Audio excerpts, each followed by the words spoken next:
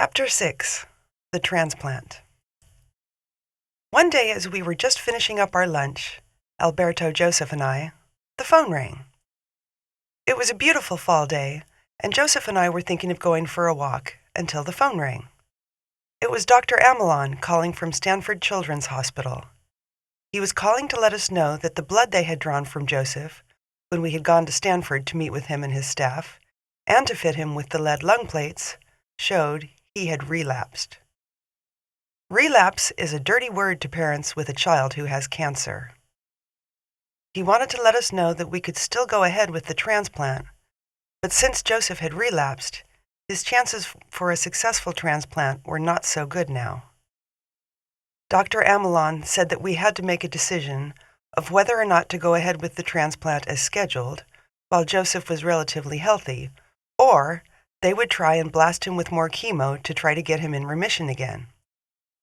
I had no idea what to do. How could I, by myself, make such a terribly hard decision? Alberto had already gone back to work. I didn't have him to talk to. What was I to do? Dr. Amelon went on to tell me that if we decided not to go ahead with the transplant, that he needed to know right away, so the hospital could schedule some other child in Joseph's place. He also told me that the chance of getting Joseph into a good remission were pretty slim, and that his health would decline, and could quite possibly die of an infection during the process of trying to get him into remission. I asked him what would happen if we decided to do nothing. He told me chances were that Joseph would be dead before Christmas. This was the 1st of November. I wasn't willing to take that chance. I told Dr. Amelon that I had to think about it and would call him back later. I then called Alberto at work at the shop on the ranch. He was not a lot of help and said whatever I decided was fine with him. I then hung up the phone from him and talked to Joseph about it. With tears in my eyes, I asked him for his opinion. Joseph was very calm and knew exactly what he wanted to do. He said he wanted to have the transplant as scheduled. Joseph was so wise. He wasn't emotional at all. He thought about it just for a very few seconds, and then he knew exactly what to say. I hate to admit this, but I'm glad Joseph made the decision for me. I was so emotional that I couldn't think straight. Everything was going so well until Dr. Amelon called. After receiving the wise counsel from Joseph, to whom I went for counsel more than once in my life, I called Dr. Amelon back. Dr. Amelon had been waiting for my call and was happy to hear of our decision. I had only met the man once, but from what I saw of him and read about him, I liked him very much and was glad to have him as Joseph's bone marrow transplant doctor. Shortly before Thanksgiving in 1989, we checked Joseph into Stanford's Children's Hospital in Palo Alto for his bone marrow transplant. Joseph would undergo 5 days, 3 times a day, of full-body radiation. Then 2 days, with a break in between days of very large doses of chemotherapy. This was the way to kill off his old diseased bone marrow and then replace it with Mary's healthy bone marrow. The Children's Hospital was a great place to be back then. It had a very homey atmosphere with a lot of very caring and qualified people. There was Dr. Amelon, of course, and his nurse practitioner, Judy. There was Andrea, the social worker, and a lot of floor nurses, but one of our favorites was Shirley. She was the nurse who checked us in that day and started calling Joseph Joey. Joseph liked that, and it made him feel like a different person. Like someone else was going through this terrible procedure, and not him. Then there was Rallo, the transportation driver, who would drive Joseph back and forth from the Children's Hospital to the main hospital for his full-body radiation. He was a great guy who always made the children feel like people who counted, and always had a joke or some funny story to tell them. The hospital was nothing like we expected it to be. We thought it was going to be all sterile white, with a lot of rules and regulations. It was more like an indoor recreation area totally geared for children. I really liked the old children's hospital. I felt comfortable there. We were made to feel at home, and there were always plenty of recreational activities going on. Mary soon learned the ropes. She knew what was going on and where it was going on at. She learned to know most of the staff, and they knew her. She cruised that hospital more than anyone. Alberto was only going to stay there with us at the hospital for the first 2 weeks and then return home. Mary would stay with Joseph and me the entire time because I didn't want the two of them separated. I wanted them to be together as much as possible in case anything happened to Joseph. Mary would be able to spend the time with him that she needed. And of course, I would be there for the duration. Thick and thin. I was not going to leave my son no matter what. The first week at the hospital was a very difficult one. Joseph had to undergo full-body radiation 3 times a day. I don't know if this was harder on him or me. We would be transferred to Stanford, the big hospital, by Rallo, the transportation driver, in one of the white transport vans. Once there, either Joseph or I, or Alberto and Joseph, whoever decided to go that day, would go up a couple of floors to the radiation department.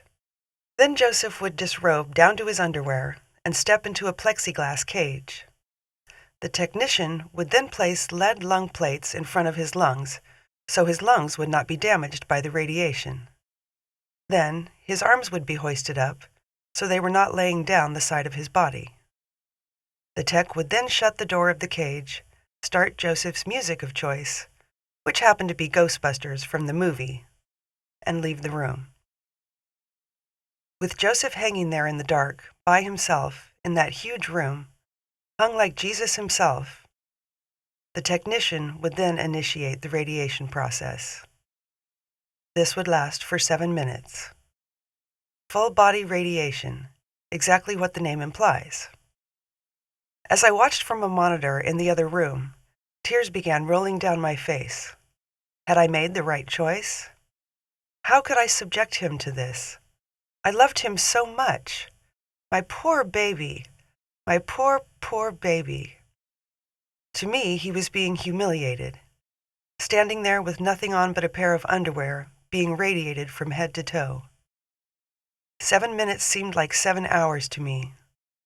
Not once, not twice, but 3 times a day for 5 days straight. Not to mention the fact when I had to allow them to radiate his genitals. As I watched that procedure from a small window, I saw Joseph crying. It broke my heart to allow all of this to happen to him. I loved him so. But if these tests and procedures seemed like torture to me, it was his one and only chance for survival, and we had to take that chance. We were gambling with his life. Even though we may lose, it was the price we had to pay. Joseph was looking forward to Thanksgiving Day so much because my aunt from San Francisco, who is a gourmet cook, was going to bring us a homemade Thanksgiving dinner. Remember, Joseph had just endured a full week of body radiation and 2 days of lethal doses of chemotherapy, so his body was experiencing a meltdown. His bone marrow was destroyed, his GI tract was wasted, and the veins in his eyes were bursting. He looked like he had a super severe sunburn, especially under his tape that held his Broviac catheter in place on his chest. He was a real mess, but he could hardly wait for that mouth-watering Thanksgiving meal to arrive. As soon as Aunt Sandy, Uncle Oscar, and the kids arrived, we started dishing up. The food smelled excellent and looked delicious also. There were all the fixings of the traditional Thanksgiving dinner, but with an added flair. My aunt had used the best ingredients and added special love and attention to every single homemade dish. As we started to eat, surrounding Joseph, who was sitting on his hospital bed, we started in on the feast. After a bite or two, Joseph started crying. He was so embarrassed. He couldn't eat anymore, and he wanted to eat so badly. I really didn't know what was bothering him. I couldn't understand why he was crying and making such a fuss. Alberto and I took him into the bathroom to talk to him privately, while everyone waited in his room for our return. Joseph was so upset. He said he couldn't eat his food, that it made his mouth hurt to eat. He said he didn't want to do this anymore, that he just wanted to go home and die. He kept crying, "Why did this have to happen to me? What did I do wrong?" I told him and reassured him that he did nothing wrong to deserve this, that things just happened for no reason at all, and that this was not the time to give up. I told him that anyone could give up, but that it took someone special to fight. I told him that I wasn't going to give up, and that I didn't want him to either. Joseph changed from crying to being very thankful that day. He made me so happy to be his mother. He told me that he was glad I was there for him, and that he couldn't fight this fight without me. He said he was glad that I was his mother. Joseph and I became closer that day. I don't know how we could get much closer than we already were, but we became closer to each other. We came out of the bathroom together, Alberto, Joseph, and I, and tried to resume our Thanksgiving celebration. But things were different now.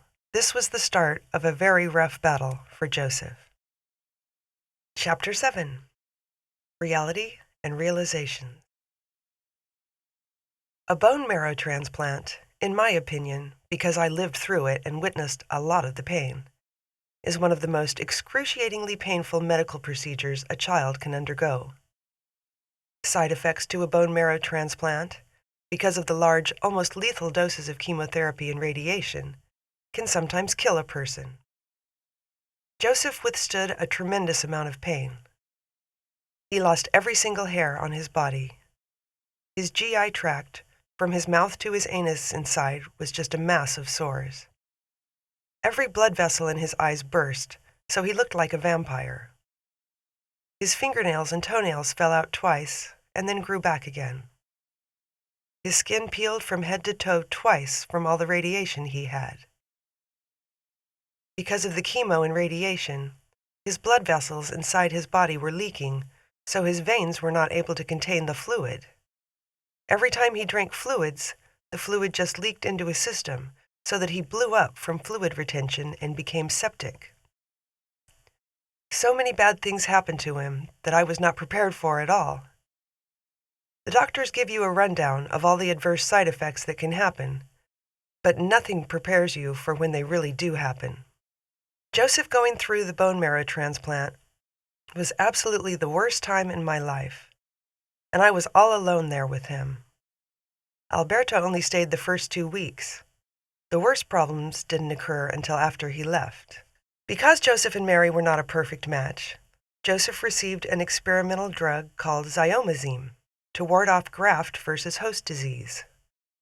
Graft versus host is when your body tries to reject the transplant and causes all kinds of terrible side effects. To be able to ensure that Joseph didn't get graft versus host, we signed a statement allowing Joseph to receive the experimental drug. Well, he was allergic to it.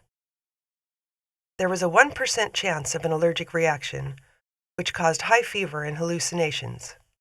Joseph had that allergic reaction.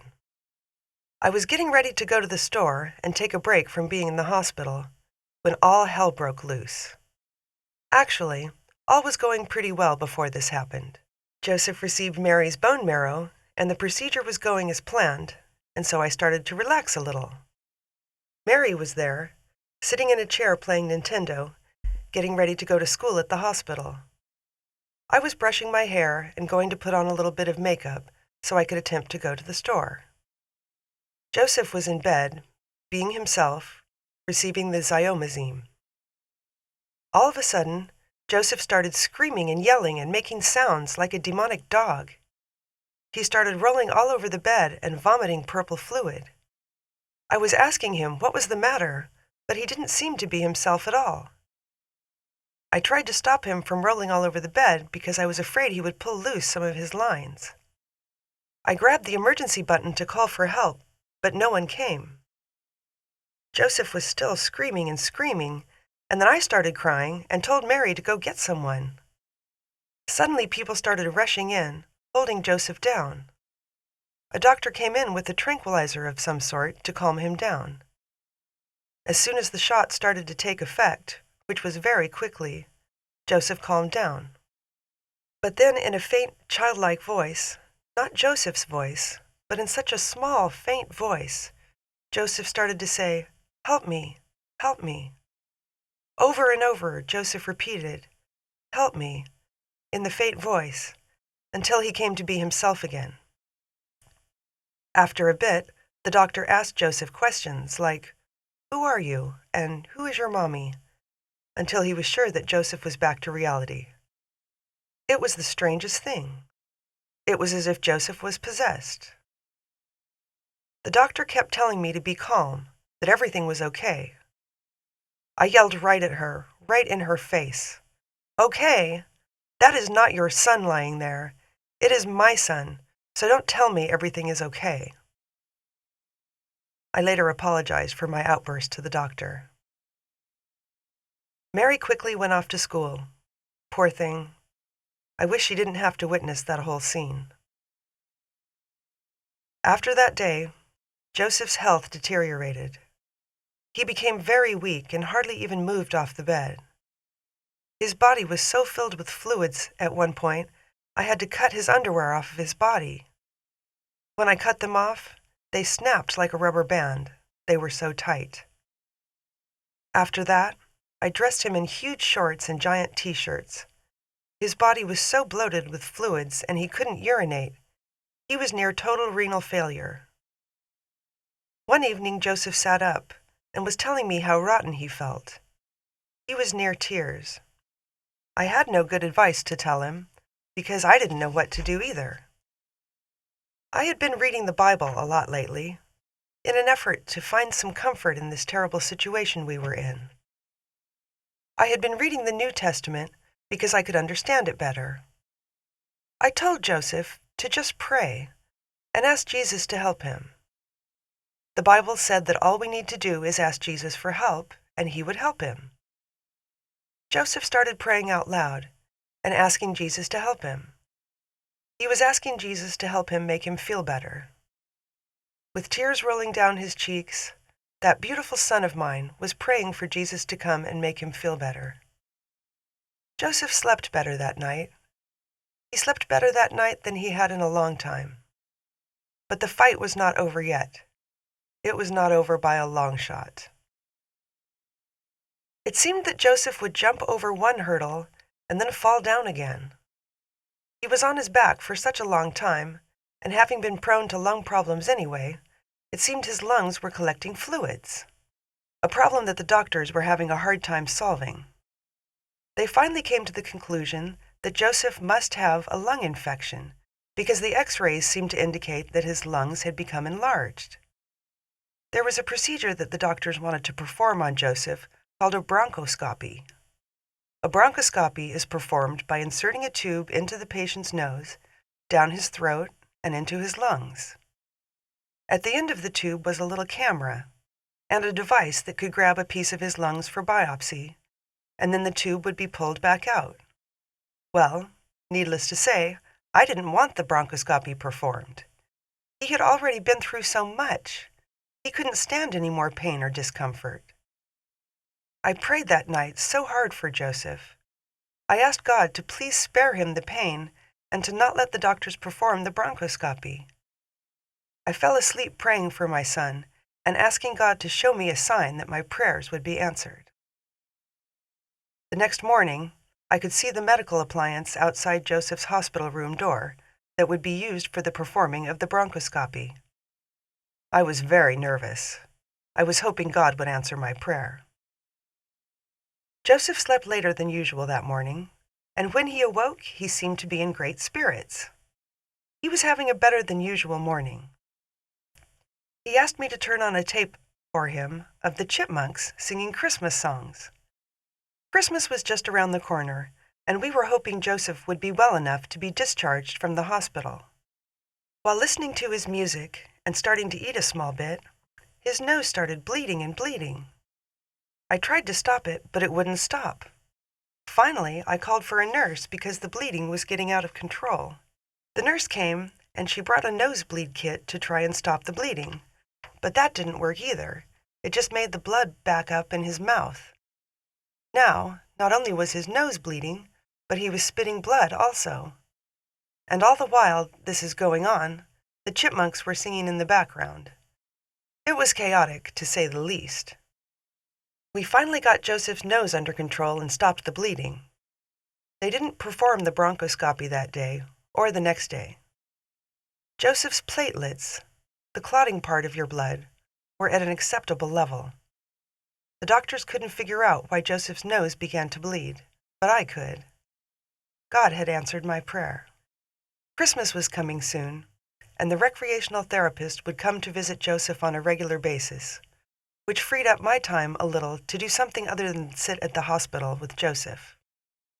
I started to spend a little more time with Mary, who was so busy with all the recreation that was provided at the hospital. I don't know who needed the time more, me or her. And all the while we were at Stanford Children's Hospital, we received all kinds of cards, letters, gifts, phone calls, and visits from friends and families. The Joseph Alvarez Fund in Chico was still going strong, with Terry and Patty still hard at work raising funds for our family. Because of that fund and all the wonderful community support that we received, Joseph never went without. He always had everything he needed.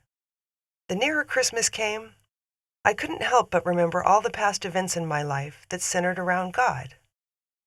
I wasn't a Christian and didn't pretend to be. I had plenty of opportunity, but just was too cool to commit myself to a Christian lifestyle. Many times in my past, God spoke to me through dreams, through my children, and other awakenings of my life, but I didn't listen. I remember when I was pregnant with Joseph, around 9 months along. Alberto and I were on our way to a friend's house that I didn't want to go to, but Alberto insisted, so off we went on a clear January evening with the full moon as our guide. On our way, I was looking at the moon and the beauty of the sky when I noticed a star that seemed to be following us. This star was bigger and brighter than any star I had ever seen before, and it seemed to be talking to me. It was beckoning to me. I asked Alberto if he could see this star, but he said he couldn't. I thought he was joking, but he insisted he could not see any big star. Did that mean that only I could see this star? The star seemed to be telling me that the child I had inside me would be special. The star went on to convey that he would be loved by all and that I should take very special care of him. I couldn't believe what I was hearing. It wasn't a voice out loud, but more of an inner voice talking to me. That baby inside of me was Joseph, and when he was born, he was special. In the nursery at the hospital, he drank twice as much formula as all the other newborns. He started crawling at 3.5 months, got his first tooth at 4 months, and said his first word at 6 months. He walked at 8 months and was talking in full sentences at 12 months. Joseph was certainly a special child. He had black hair, brown eyes, and very long eyelashes with the most beautiful mouth and nose. As he grew, he had such a strong body that he looked like a little muscle man. His eyes were so big and dark that on the bottom row of his eyelashes he looked as if he were wearing eyeliner. Joseph was a beautiful boy, the perfect son for our perfect family. Remembering still of another day during the hot summer of '89, Joseph was sitting on the couch in his usual spot, and I was in my chair reading. He started asking me about heaven. He wanted to know if the streets were really made of gold. I told him I didn't know and that I wouldn't know until I got there, which wouldn't be for a very long time. Then I asked him why he wanted to know. He said that he had a dream the night before, and that he was in heaven with God, and the streets were made of gold. I told him that I didn't want to talk about it anymore, that him going to heaven wouldn't happen for a long time anyway, Not in my lifetime, so let's not talk about it anymore. I guess I reacted in that manner because it scared me. Joseph had no Christian training. Besides, he was only 8 years old. What normal 8-year-old worries about going to heaven? Yes, the more I read my Bible, and the more I remembered past events and conversations, the more I realized what a magnified and magnificent role God has played in my life and in my family's life.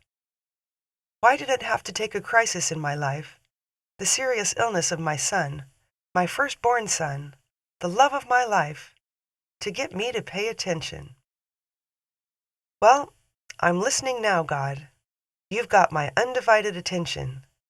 Please help us. Please help my son.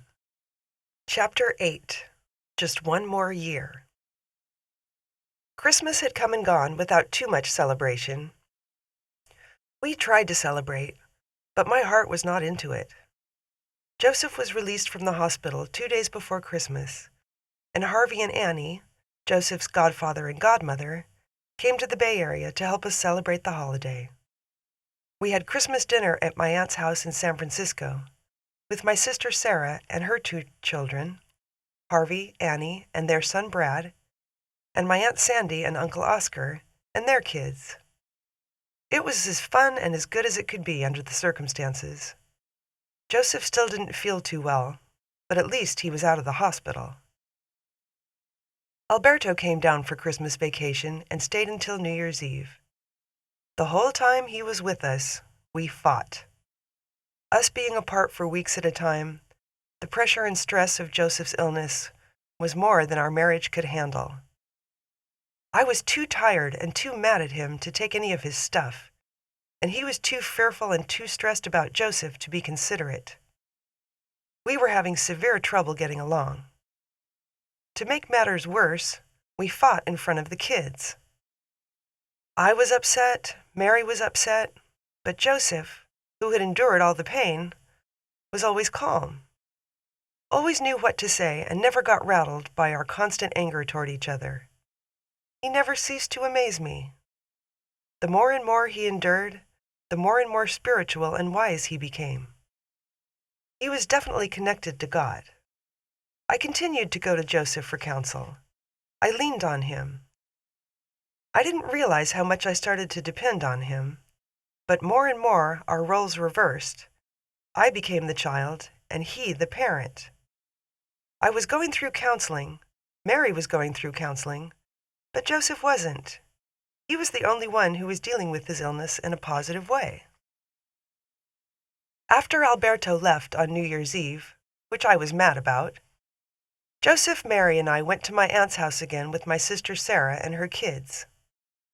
We stayed for a while until about 10 p.m., and then Joseph and I decided to go back to the hotel, leaving Mary with Sarah to spend the night with her and her family.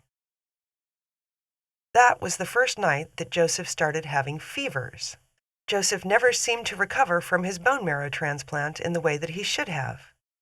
He had no energy, his eyes were dull, he still couldn't eat the proper amount he was supposed to, he didn't seem to be recovering well at all, and then he started getting mysterious fevers.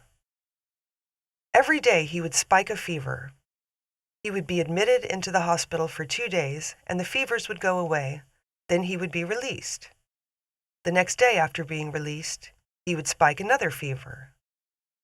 We would go through the same pattern. Joseph would be admitted into the hospital, put on IV antibiotics, his fever would go away, he would then be released again. This went on for over 3 weeks, and then I started pressuring the doctors, telling him that I knew there was something wrong with Joseph. I wanted them to do something other than what they were doing so the fevers would go away. Dr. Amelon agreed and scheduled Joseph for a CAT scan. Rallo, the transportation driver, picked us up and took us over to the big hospital, Stanford's main hospital, for the procedure. While Joseph was nice and relaxed having his CAT scan done, I was in the other room with the technician, watching my son and looking at the monitor when I saw something. While Joseph was nice and relaxed having his CAT scan done, I was in the other room with the technician, watching my son and looking at the monitor, when I saw something on the monitor. It was a dark area in his brain. I could see it. I asked the technician what it was, but he informed me that he was not at liberty to make a diagnosis. Only the doctor could do that. Seeing the darkness in the scan on the monitor made me very nervous. It was near 6 p.m. before we were through with that procedure, so I was to get no diagnosis or answer that night. I was also not going to get any sleep. Joseph slept great that night as usual. He was always sleepy. Mary was not there. She was in Chico with her dad for 2 weeks. It was just Joseph and me. We were all alone. All we had were each other. The next morning, the phone rang at 7 a.m. It was Judy, Dr. Amelon's nurse practitioner, calling. She had a message for me from Dr. Amelon. He wanted to see Joseph and me as soon as possible. He was sending Rallo over at 8 a.m. to pick us up. I started to cry. I wanted to know what was wrong. She said she didn't know, that Dr. Amelon would tell us as soon as we got there. Just then Joseph came walking out of the bedroom, wanting to know what I was crying about. I told him to get back in the bedroom and get ready to go to the hospital. I was firm with him. I was upset. I tried to call my uncle and tell him the news and tell him what I saw on the CAT scan monitor, but he couldn't talk.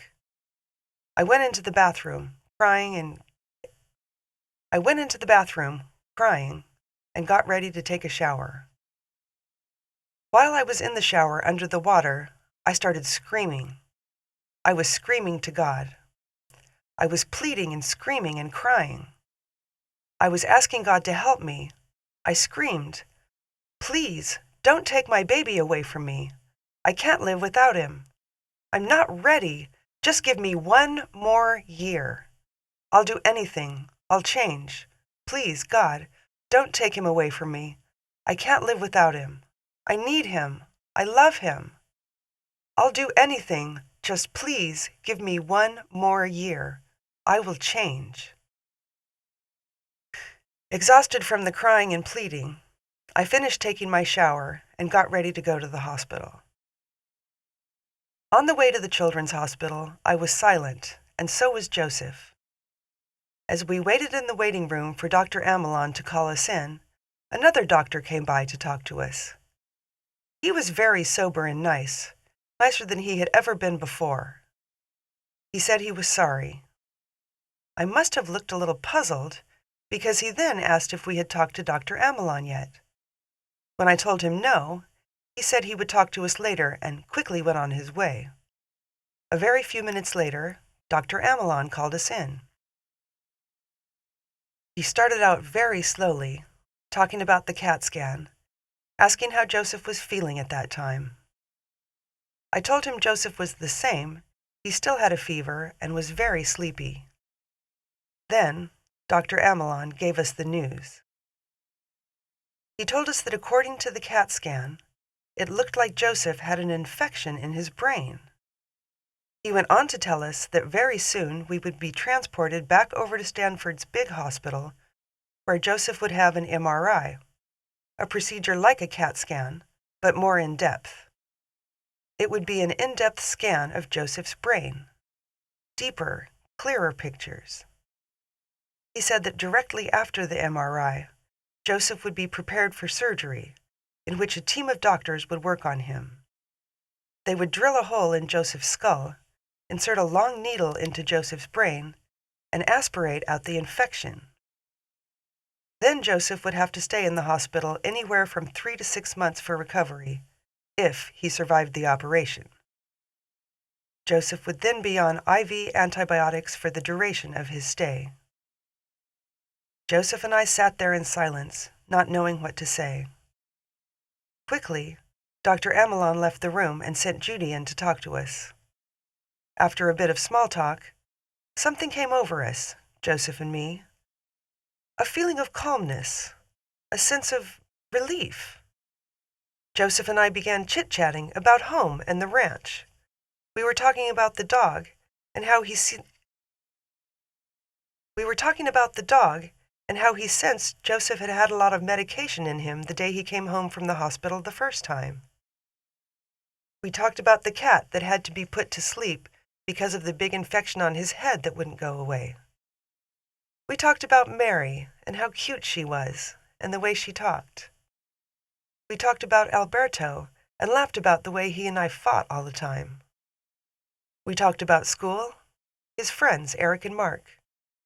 We talked about all kinds of things that meant nothing to others, but meant a lot to Joseph. It was our world, our life, our family. Soon we had Judy laughing with us and listening to our conversation. It seemed so funny because we should have been sad about the news of the operation, but we weren't. We were just happy to be together.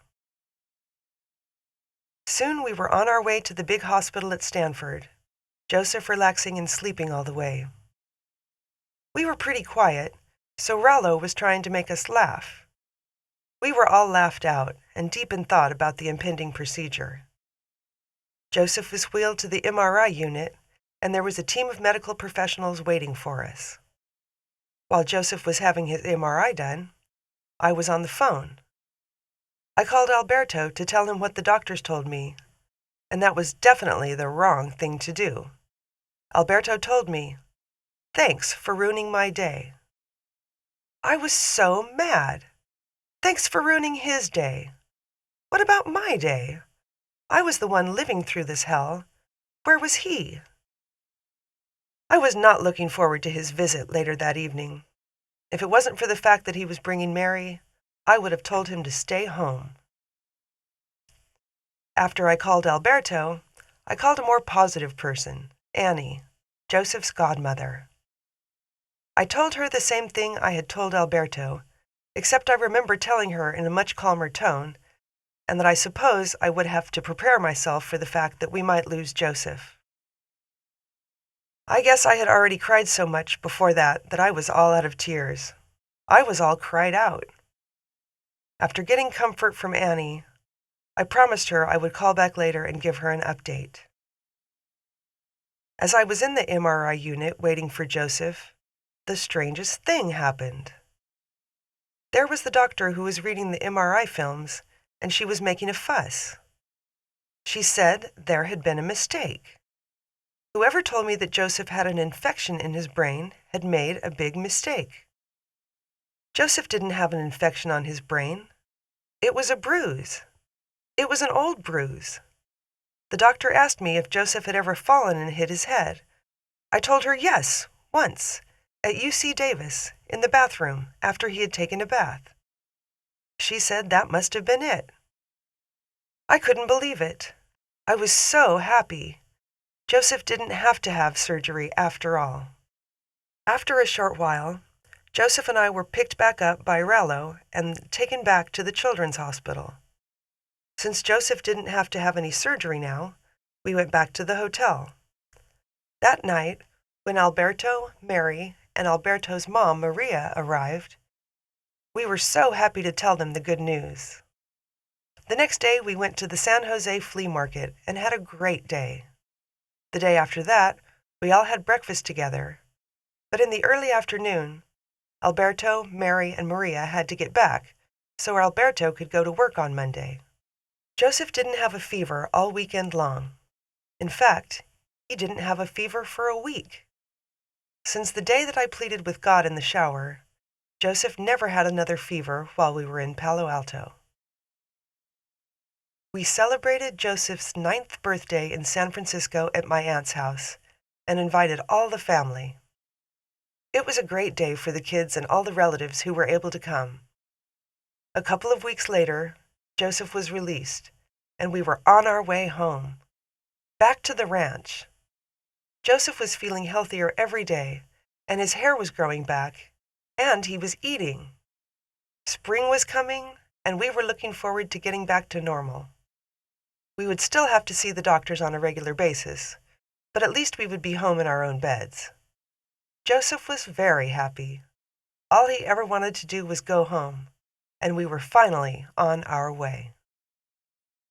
Chapter 9. Our lives were changed. Joseph was in remission, in a good remission, and I intended to keep it that way, no matter what.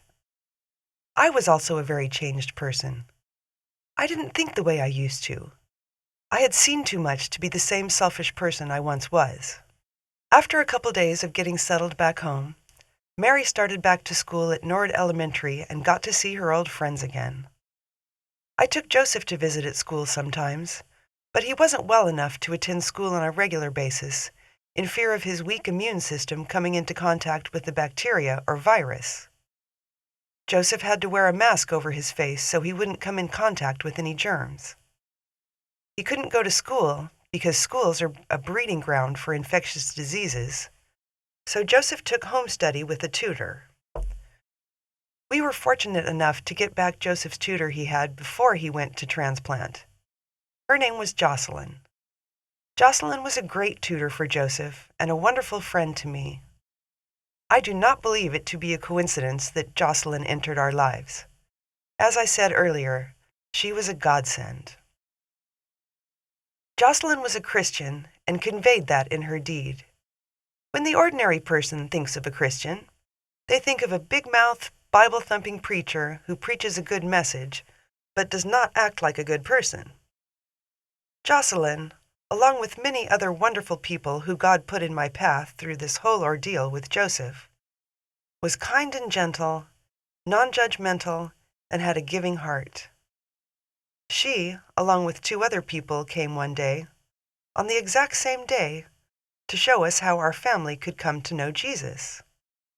It was so amazing how in one day, Jocelyn, Terry, and another person who I can't recall, came to my house to show us the Bible, how we could learn to know Jesus, and be assured that one day when we died that we would go to heaven. It was great. Learning that helped me to understand how Joseph could endure his illness and become well again. I truly believe that our family was blessed to have the friends we had and the family we had. Even though Joseph became ill, God was there for us, each and every step of the way. I believed in God before, but after we were saved, Alberto, Joseph, Mary, and I, our love for Him and our belief in Him was even stronger. Some people choose to be angry about situations that seem to happen in their lives, but we felt more loved and loved for each other because we were able to endure the terrible times and survive. It was not easy at all. We had a lot of family troubles, but through it all, God was guiding us and catching us when we fell. Our lives were changed. The next few months were very good for our family. Joseph was getting better all the time, and we seemed to be getting back to normal. We had a very fun summer and never went without. Patty, Terry, and the rest of the Nord community did another fundraiser for our family to help pay off the outstanding bills we had acquired while we were in Palo Alto. I cannot tell you how much we appreciated the community's efforts to help our family. We had huge phone, gas, medical, and food bills because of all the traveling and eating out we did because of Joseph's illness. The community support was unbelievable. It seemed like things were going too well. Summer was almost over, and we had just picked Joseph up from camp.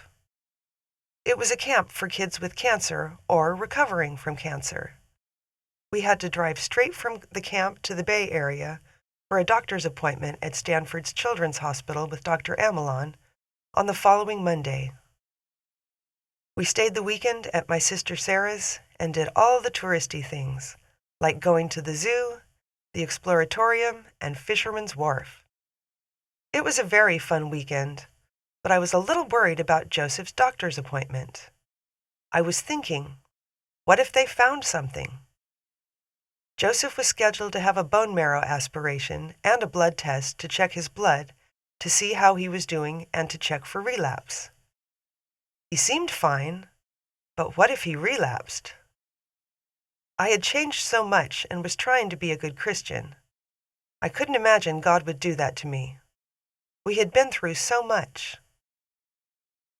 When we arrived at the hospital, We were greeted very warmly, and we were remembered by all. One of the doctors who had worked with Dr. Amelon commented on how well Joseph looked. Joseph was beautiful.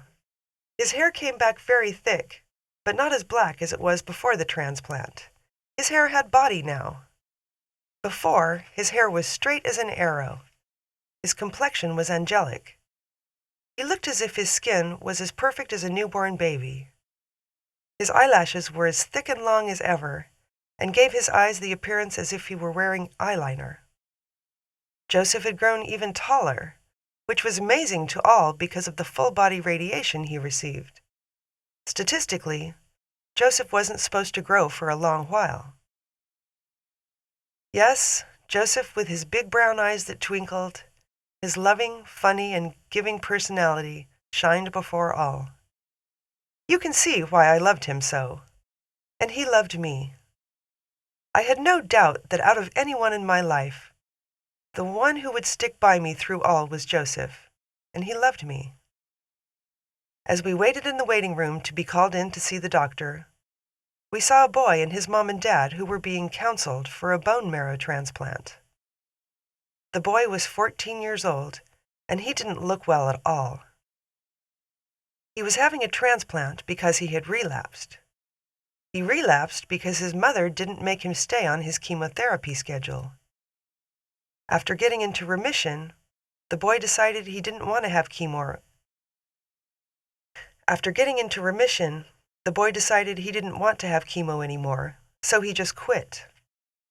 They were a dysfunctional family anyway. The mother was never there at the hospital for the boy. One time, when Joseph was at the hospital during his times of fever, he was roomed next to this boy. The boy was always crying for his mother. We would try and comfort him, and I even offered to go with him when he had a bone marrow aspiration, but nothing helped. Even when he would try and call his mother to come home, even when he would try and call his mother at home to come be with him, she wouldn't be there. It was just a sad situation. The boy eventually died during transplant. He just couldn't handle being left alone so much. We were finally called in to be seen, and Joseph was prepped for his bone marrow aspiration. At this hospital, Joseph was given sedation to keep him from pain. Alberto and I were both allowed to stay and be with him during the procedure. We had, during his first visit to the children's hospital, given permission for Dr. Amelon to draw out twice as much bone marrow. Half of it was used for analysis, and the other half was used to study. The kind of cancer Joseph had was so rare, acute lymphocytic leukemia with a Philadelphia chromosome, that it was important for the doctors to be able to study the bone marrow in order to find a cure for it. We waited a bit in the waiting room for the results of the bone marrow. After a few minutes, Dr. Amelon returned to let us know that everything was fine, no sign of cancer. What a relief for us. We also got the word that Joseph was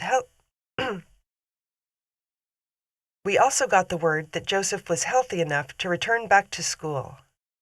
After Joseph came around and heard the good news, he was elated. Joseph was doing so well that he didn't have to have another visit at the Stanford Children's Hospital until November. That was great news to us.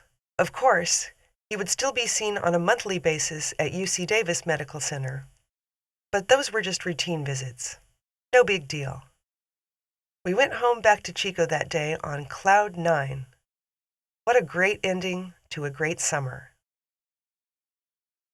Chapter 10. Breakdown on the Highway. For Joseph, starting back to school at Nord Elementary was a dream come true. He loved his school, his friends, the parents, and especially one teacher. The teacher he had had since kindergarten, Ms. Elner. Ms. Elner was a dedicated teacher who loved her students, and one of her favorite students happened to be Joseph. Joseph was imaginative, could draw, talkative, and bright. One of those students who teachers love to teach, and Ms. Elner loved to teach Joseph. It was very disappointing to Joseph when he found out that Ms. Elner would not be his teacher that year. He didn't realize that it had been a whole year of traditional school that he had lost. When Joseph was diagnosed, he was going into the 3rd grade. Now, a whole year later of no school, he was going into the 4th grade with a different teacher, a man teacher. It was a hard adjustment for Joseph because he was a bit behind in his studies. But he did have his friends there every day, and me. I would come to class every day and help in the classroom, just so I could keep my eye on him. I was still worried about my little boy. He wasn't quite out of the woods yet. School got off to a good start for the first couple of weeks, and then I noticed when Joseph returned home from school, he hadn't eaten his lunch. That was a little strange. His appetite had almost gotten back to normal.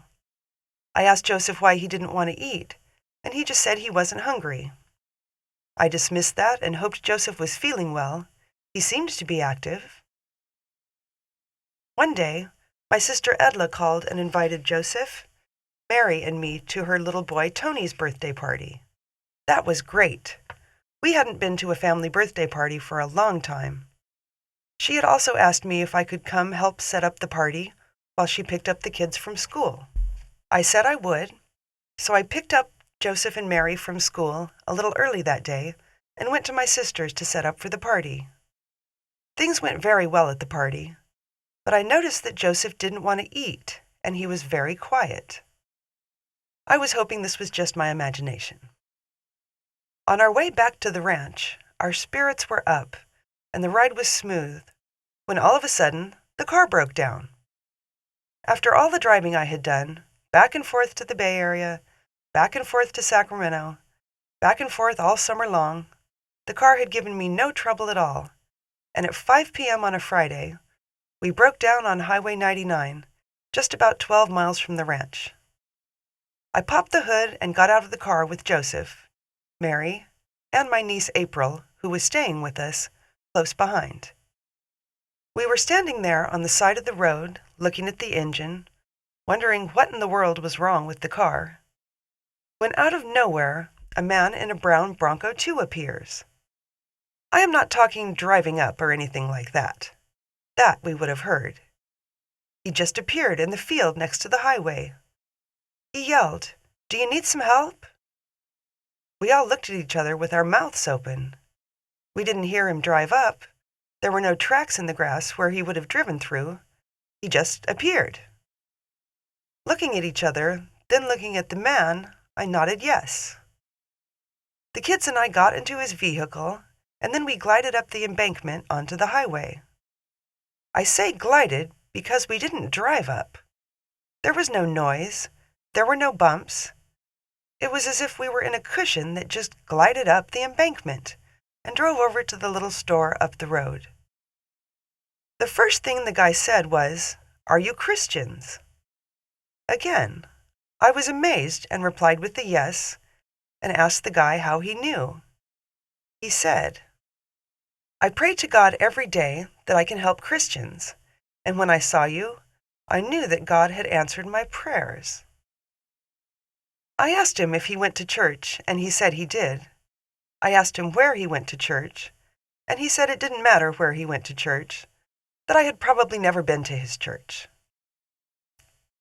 We quickly arrived at the little store, where I said thank you and goodbye. He asked if we needed anything else, and I said no, that I would call my husband. He got back into his vehicle, and I turned to talk to the children. As I turned around to see which direction he was driving in, he was gone. He seemed to have vanished. I stood on the sidewalk in front of the little store for a while, then went inside with the kids. I knew the man at the counter because I went to that store quite often. I set the kids at a table with a soda and a snack, and asked the man at the counter if he could keep an eye on them while I tried to call my husband. He said he would, so I went to use the payphone. Something was wrong with the phone. It wouldn't take my coins. I don't know how I did it, but I used the phone by dialing the number of the shop. And once And once Alberto answered, I yelled into the phone, telling him we were broke down, and to call AAA for me because I couldn't. He called AAA and had them call me at the phone booth to get the correct location. While I was waiting there for AAA to call me at the payphone, a man drove up and used the other payphone next to me. After giving AAA the directions, I was standing on the sidewalk, figuring out how I could cross the highway in a safe manner and walk back to my car. I went back to the little store and talked to the man at the counter and told him what I was going to do and asked if he would mind watching my kids until I could come back and get them. He said he didn't mind at all, so I left the kids at the store, nervously, because they seemed too young to be left alone. I then started to venture across the parking lot.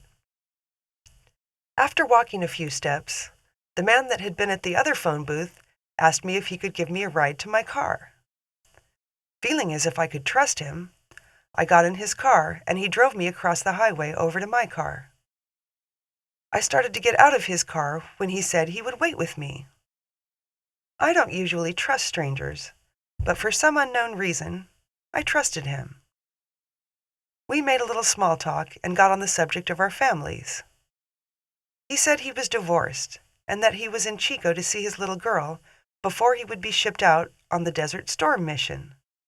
I was surprised. I didn't know anyone personally who was on their way to that mission. We talked a little bit more, and then we got on the subject of God, and I asked him if he knew about Jesus. He said he did, that he went to church with his family before his divorce, but now he felt that God had abandoned him after his marriage broke up. I tried to reassure him that no matter what, God would never abandon him. This I knew from personal experience. I also tried to help him realize that no matter what happened to him while he was stationed in the Middle East, that God would be there for him.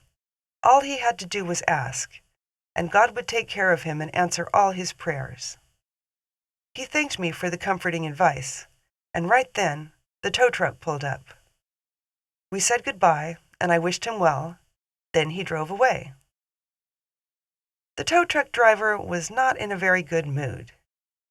He said he could only drive me to a certain point, and then I would have to pay for the rest. He said my husband already knew this and would be waiting for me at the corner of Cana Highway and Highway 99. Our conversation to the advanced rendezvous point was